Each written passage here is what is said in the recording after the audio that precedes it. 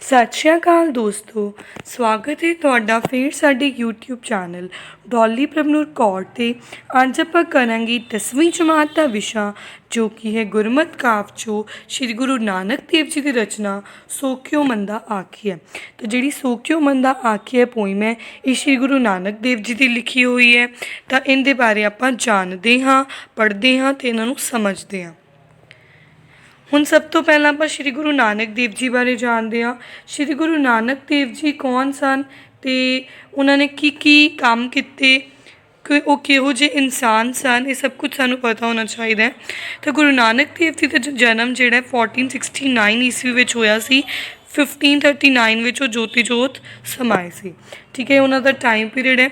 ਉਸ ਤੋਂ ਬਾਅਦ ਉਹ ਸਿੱਖਾਂ ਦੇ ਪਹਿਲੇ ਗੁਰੂ ਹੋਏ ਸਨ। ਸਿੱਖਾਂ ਦੇ ਪਹਿਲੇ ਗੁਰੂ ਕੌਣ ਸਨ, ਜੇ ਕੁਐਸ਼ਨ ਆਉਂਦਾ ਤੁਸੀਂ ਲਿਖਣੇ ਸ਼੍ਰੀ ਗੁਰੂ ਨਾਨਕ ਦੇਵ ਜੀ। ਉਹਨਾਂ ਦਾ ਜਨਮ ਕਿੱਥੇ ਹੋਇਆ ਸੀ? ਉਹਨਾਂ ਦਾ ਜਨਮ ਰਾਏ ਭੋਏ ਦੀ ਤਲਵੰਡੀ ਵਿੱਚ ਹੋਇਆ ਸੀ। ਰਾਏ ਭੋਏ ਦੀ ਜਿਹੜੀ ਤਲਵੰਡੀ ਹੈ ਉਸ ਨੂੰ ਅੱਜ ਨਨਕਾਣਾ ਸਾਹਿਬ ਕਿਹਾ ਜਾਂਦਾ ਹੈ ਅਤੇ ਉਹ ਪਾਕਿਸਤਾਨ ਵਿੱਚ ਸਥਿਤ ਹੈ। ਠੀਕ ਹੈ, ਉਸ ਤੋਂ ਬਾਅਦ ਉਹਨਾਂ ਦੇ ਪਿਤਾ ਦਾ ਨਾਮ ਕੀ ਸੀ? ਮਹਿਤਾ ਕਾਲੂ, ਅਤੇ ਮਾਤਾ ਦਾ ਨਾਮ ਸੀ ਤ੍ਰਿਪਤਾ ਦੇਵੀ। ਅਤੇ ਉਹਨਾਂ ਦਾ ਪਿਤਾ ਜੀ ਕੀ ਕੰਮ ਕਰਦੇ ਸਨ? ਉਹ ਬਹੁਤ ਵੱਡੇ ਉਸ ਸਮੇਂ ਦੇ ਪਟਵਾਰੀ ਸਨ। ਉਹਨਾਂ ਨੇ ਆਪਣੀ ਜ਼ਿੰਦਗੀ ਵਿੱਚ ਕਿੰਨੀਆਂ ਉਦਾਸੀਆਂ ਕੀਤੀਆਂ? 4 ਉਦਾਸੀਆਂ। ਉਹ ਦੇਸ਼ ਪ੍ਰਦੇਸ਼ ਯਾਤਰਾ ਕਰਨ ਜਾਂਦੇ ਸੀ ਅਲੱਗ-ਅਲੱਗ ਥਾਵਾਂ 'ਤੇ, ਅਤੇ ਲੋਕਾਂ ਨੂੰ ਸਿੱਧੇ ਰਾਹ ਸਹੀ ਰਸਤੇ 'ਤੇ ਪਾਉਂਦੇ ਸੀ। ਉਹਨਾਂ ਨੇ ਕਦੇ ਵੀ ਕਿਸੇ ਮਨੁੱਖ ਨੂੰ ਛੋਟਾ ਵੱਡਾ ਨਹੀਂ ਸਮਝਿਆ। ਉਹ ਸਭ ਮਨੁੱਖਾਂ ਨੂੰ ਬਰਾਬਰ ਸਮਝਦੇ ਸੀ ਅਤੇ ਨੇਕ ਕਰਨੀ 'ਤੇ ਜ਼ੋਰ ਦਿੰਦੇ ਸੀ। ਅਤੇ ਕੀ ਕਹਿੰਦੇ ਸੀ ਕਿ ਸਾਨੂੰ ਹਮੇਸ਼ਾ ਕੀ ਕਰਨਾ ਚਾਹੀਦਾ ਹੈ? ਚੰਗੇ ਕੰਮ ਨੇਕ ਕੰਮ ਕਰਨੇ ਚਾਹੀਦੇ ਨੇ। ਠੀਕ ਹੈ, ਉਸ ਤੋਂ ਬਾਅਦ ਉਹ ਬਹੁਤ ਵੱਡੇ ਮਹਾਨ ਸਮਾਜ ਸੁਧਾਰਕ ਹੋਏ ਨੇ, ਬਹੁਤ ਵੱਡੇ ਸੋਸ਼ਲ ਵਰਕਰ ਸੀ। ਬਹੁਤ ਜ਼ਿਆਦਾ ਉਹਨਾਂ ਨੇ ਸਮਾਜ ਨੂੰ ਸੁਧਾਰਨ ਲਈ ਕੀਤਾ। ਉਹਨਾਂ ਨੇ ਲੋਕਾਂ ਨੂੰ ਸੱਚ ਦੇ ਮਾਰਗ ਦਾ ਉਪਦੇਸ਼ ਦਿੱਤਾ ਕਿ ਹਮੇਸ਼ਾ ਸੱਚ ਦੇ ਮਾਰਗ 'ਤੇ ਚੱਲਣਾ ਚਾਹੀਦਾ ਸਾਨੂੰ। ਠੀਕ ਹੈ, ਅਤੇ ਸਾਨੂੰ ਹੋਰ ਕੀ ਕਰਨਾ ਚਾਹੀਦਾ ਹੈ? ਯਾਤਰਾਵਾਂ ਤੋਂ ਬਾਅਦ ਉਹਨਾਂ ਨੇ ਮਤਲਬ ਜਦੋਂ ਗ੍ਰਹਿਸਥੀ ਜੀਵਨ ਜੀਣ ਲੱਗ ਗਏ, ਅਤੇ ਉਹ ਗ੍ਰਹਿਸਥੀ ਜੀਵਨ ਜੀਣ ਲੱਗ ਗਏ ਮਤਲਬ ਯਾਤਰਾਵਾਂ ਕਰਨ ਤੋਂ ਬਾਅਦ ਉਹ ਵਾਪਸ ਕਰਤਾਰਪੁਰ ਵਿਖੇ ਆ ਗਏ, ਆਪਣੀ ਫੈਮਿਲੀ ਦੇ ਨਾਲ ਰਹਿਣ ਲੱਗ ਗਏ। ਅਤੇ ਜਦੋਂ ਕਰਤਾਰਪੁਰ ਵਿਖੇ ਆ ਗਏ ਤਾਂ ਉੱਥੇ ਉਹ ਕੀ ਕਰਨ ਲੱਗ ਗਏ ਸੀ? ਖੇਤੀਬਾੜੀ ਕਰਨ ਲੱਗ ਗਏ ਸੀ।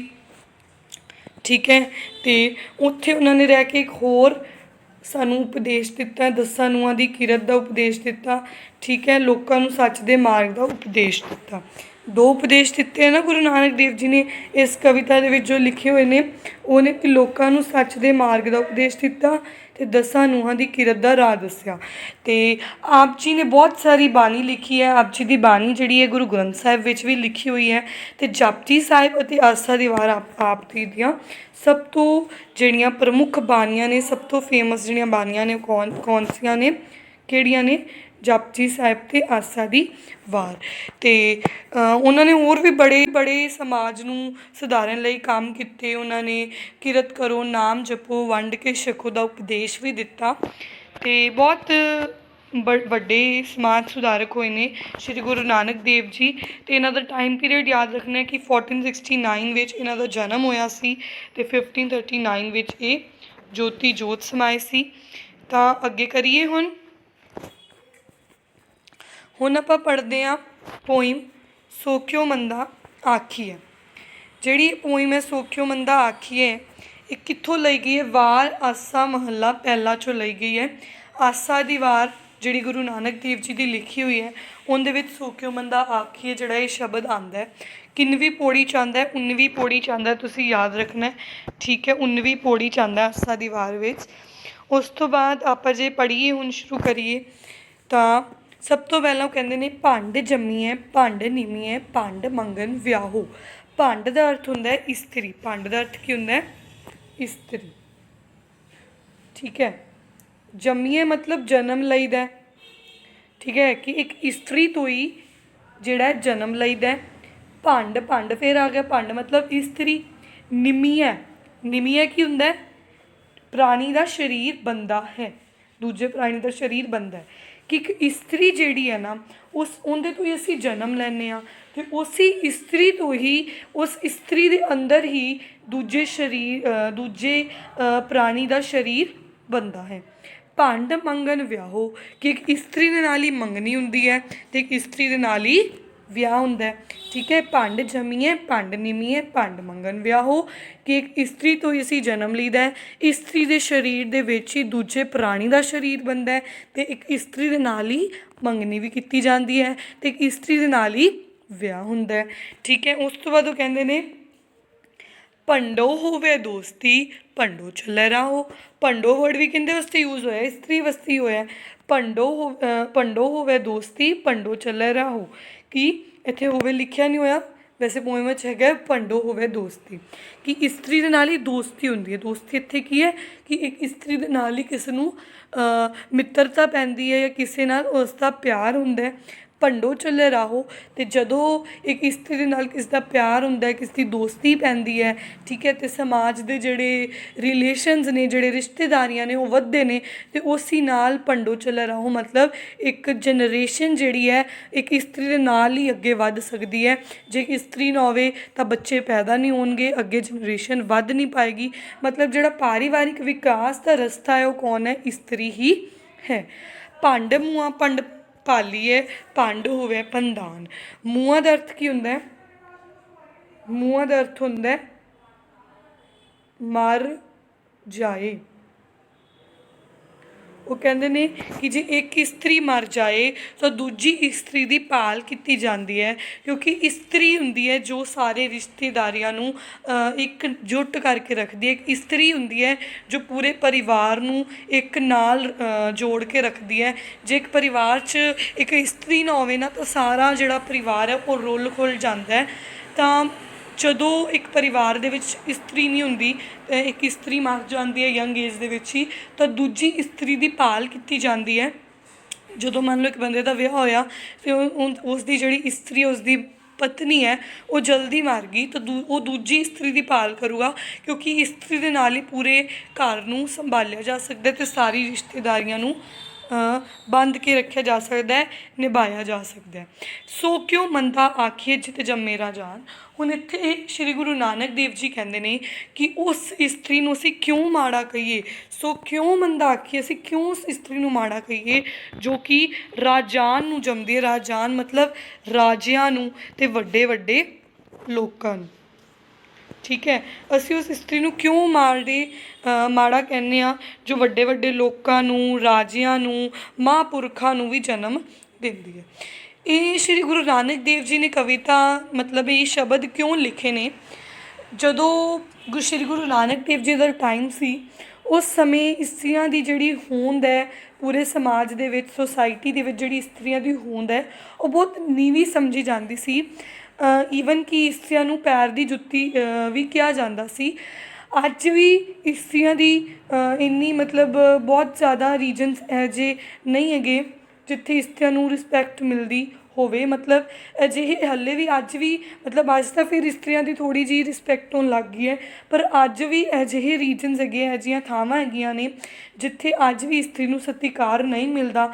ਅੱਜ ਵੀ ਕਈ ਥਾਵਾਂ 'ਤੇ ਇਸਤਰੀ ਨਾਲ ਨਿਰਾਦਰ ਕੀਤਾ ਜਾਂਦਾ, ਉਹਨੂੰ ਪੈਰ ਦੀ ਜੁੱਤੀ ਸਮਝਿਆ ਜਾਂਦਾ ਹੈ। ਤਾਂ ਜਦੋਂ ਉਸ ਟਾਈਮ 'ਤੇ ਗੁਰੂ ਨਾਨਕ ਦੇਵ ਜੀ ਨੇ ਸਭ ਕੁਝ ਵੇਖਿਆ ਤਾਂ ਉਹਨਾਂ ਦੇ ਜਿਹੜੇ ਅੰਦਰ ਵਿਚਾਰ ਆਏ, ਉਹਨਾਂ ਨੇ ਸੋਚਿਆ ਕਿ ਇਸਤਰੀ ਤਾਂ ਬਹੁਤ ਮਹਾਨ ਹੈ।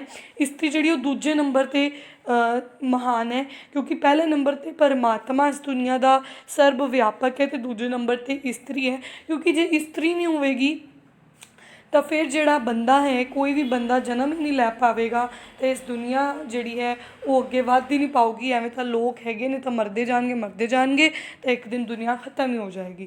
ਤਾਂ ਇਸਤਰੀ ਦਾ ਹੋਣਾ ਜ਼ਰੂਰੀ ਹੈ, ਅਤੇ ਜੇ ਇਸਤਰੀ ਨਾ ਹੋਵੇਗੀ ਤਾਂ ਫਿਰ ਜ਼ਿੰਦਗੀ ਦੀ ਸ਼ੁਰੂਆਤ ਵੀ ਧਰਤੀ 'ਤੇ ਨਹੀਂ ਹੋ ਪਾਏਗੀ, ਹੈ ਨਾ। ਜ਼ਿੰਦਗੀ ਦੀ ਸ਼ੁਰੂਆਤ ਧਰਤੀ 'ਤੇ ਕਿਵੇਂ ਹੋਈ ਸੀ? ਇਸਤਰੀ ਤੋਂ ਹੀ ਹੋਈ ਹੋਵੇਗੀ, ਹੈ ਨਾ।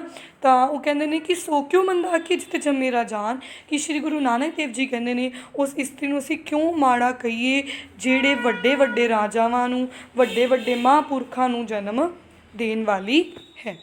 ਠੀਕ ਹੈ, ਉਸ ਇਸਤਰੀ ਨੂੰ ਅਸੀਂ ਕਿਉਂ ਮਾੜਾ ਕਹੀਏ। ਉਸ ਤੋਂ ਬਾਅਦ ਕੀ ਭੰਡ ਉਪਜੇ ਭੰਡੇ ਬਾਜ ਨਾ ਕੋਈ। ਭੰਡੋ ਹੀ ਭੰਡ ਉਪਜੇ ਭੰਡੇ ਬਾਜ ਨਾ ਕੋਈ। ਠੀਕ ਹੈ, ਕਿ ਜਿਹੜੀ ਇਸਤਰੀ ਹੈ ਉਹਦੇ ਤੋਂ ਹੀ ਇਸਤਰੀ ਦਾ ਜਨਮ ਹੁੰਦਾ ਹੈ, ਕਿ ਇੱਕ ਇਸਤਰੀ ਹੈ ਉਹਦੇ ਤੋਂ ਹੀ ਦੂਜੀ ਇਸਤਰੀ ਦਾ ਜਨਮ ਹੁੰਦਾ ਹੈ। ਭੰਡੇ ਬਾਜ ਨਾ ਕੋਏ, ਕਿ ਇਸਤਰੀ ਤੋਂ ਬਿਨਾਂ ਇਸ ਦੁਨੀਆ ਦੇ ਵਿੱਚ ਕਿਸੇ ਦਾ ਜਨਮ ਨਹੀਂ ਹੁੰਦਾ।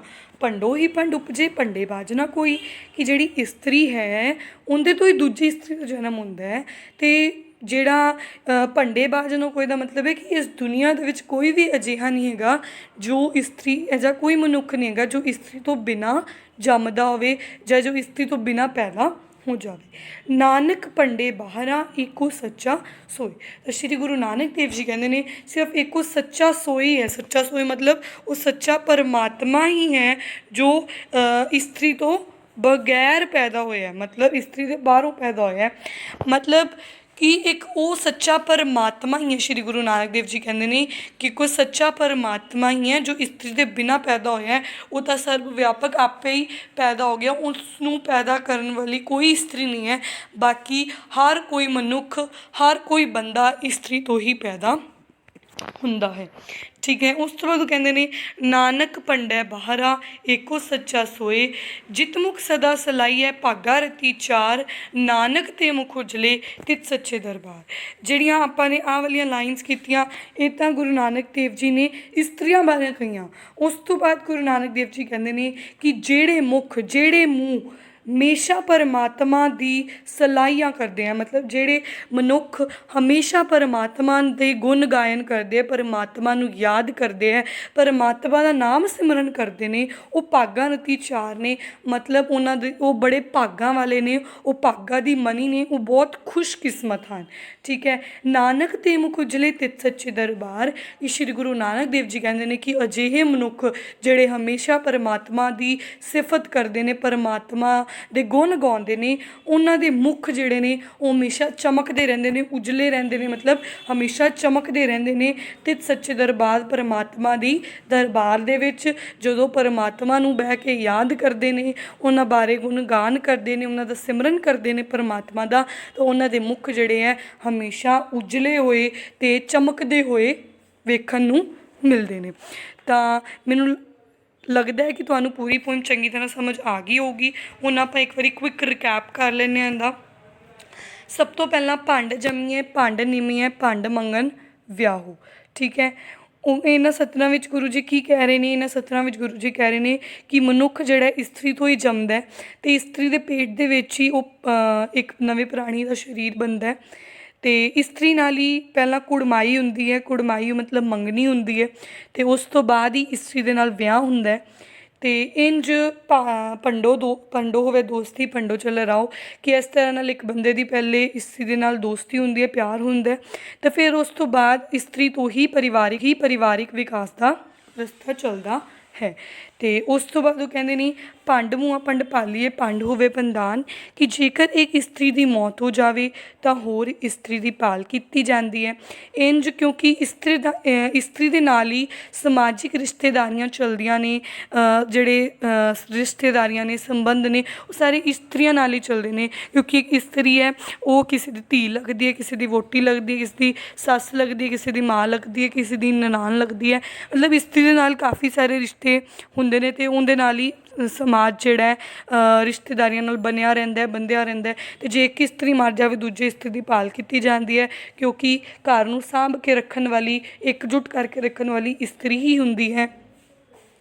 ਸੋ ਕਿਉਂ ਮੰਦਾ ਆਖੀਏ ਜਿਤ ਜੰਮੇ ਰਾਜਾਨ। ਤਾਂ ਫਿਰ ਸ਼੍ਰੀ ਗੁਰੂ ਨਾਨਕ ਦੇਵ ਜੀ ਕਹਿੰਦੇ ਨੇ ਅਜਿਹੀ ਇਸਤਰੀ ਨੂੰ ਮਾੜਾ ਕਹਿਣਾ ਸਹੀ ਨਹੀਂ ਹੈ, ਇਹ ਜੀ ਇਸਤਰੀ ਨੂੰ ਬੁਰਾ ਭਲਾ ਕਹਿਣਾ ਸਹੀ ਨਹੀਂ ਹੈ, ਜੋ ਵੱਡੇ ਵੱਡੇ ਰਾਜਾਵਾਂ ਨੂੰ, ਵੱਡੇ ਵੱਡੇ ਮਹਾਂਪੁਰਖਾਂ ਨੂੰ ਵੀ ਜਨਮ ਦਿੰਦੀ ਹੈ। ਇਸ ਧਰਤੀ 'ਤੇ ਵੇਖੋ ਹਰ ਤਰ੍ਹਾਂ ਦੇ ਮਨੁੱਖ ਹੁੰਦੇ ਨੇ, ਚੰਗੇ ਵੀ ਹੁੰਦੇ ਨੇ, ਮਾੜੇ ਵੀ ਹੁੰਦੇ ਨੇ, ਪਰ ਹਰ ਕੋਈ ਜਿਹੜਾ ਵੀ ਮਨੁੱਖ ਹੈ ਇਸ ਦੁਨੀਆ ਦੇ ਵਿੱਚ ਆਉਂਦਾ ਉਹ ਇਸਤਰੀ ਦੇ ਥਰੂ ਹੀ ਆਉਂਦਾ, ਇਸਤਰੀ ਦੇ ਰਾਹੀਂ ਆਉਂਦਾ।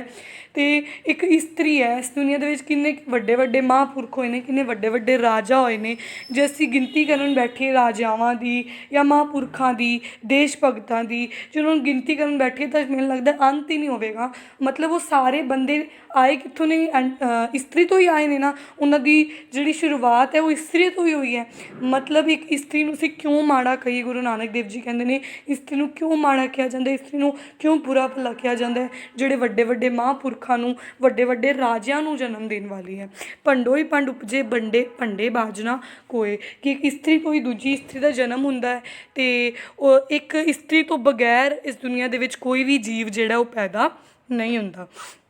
ਉਸ ਤੋਂ ਬਾਅਦ ਨਾਨਕ ਭੰਡੇ 12 ਇੱਕੋ ਸੱਚਾ ਸੋਏ, ਕਿ ਗੁਰੂ ਨਾਨਕ ਦੇਵ ਜੀ ਕਹਿੰਦੇ ਨੇ ਕਿ ਕੇਵਲ ਇੱਕ ਸੱਚਾ ਪਰਮਾਤਮਾ ਹੀ ਹੈ ਜੋ ਇਸਤਰੀ ਦੀ ਕੁੱਖੋਂ ਪੈਦਾ ਨਹੀਂ ਹੋਇਆ, ਜੋ ਇਸਤਰੀ ਦੇ ਅੰਦਰੋਂ ਪੈਦਾ ਨਹੀਂ ਹੋਇਆ, ਬਸ ਉਹ ਇਸਤਰੀ ਦੇ ਬਾਹਰੋਂ ਪੈਦਾ ਹੋਇਆ ਹੈ। ਮਤਲਬ ਪਰਮਾਤਮਾ ਜਿਹੜਾ ਉਹ ਆਪ ਬਣਿਆ, ਉਹ ਸਰਵ ਵਿਆਪਕ ਹੈ, ਉਸ ਨੂੰ ਪੈਦਾ ਕਰਨ ਵਾਲੀ ਇਸਤਰੀ ਨਹੀਂ ਹੈ।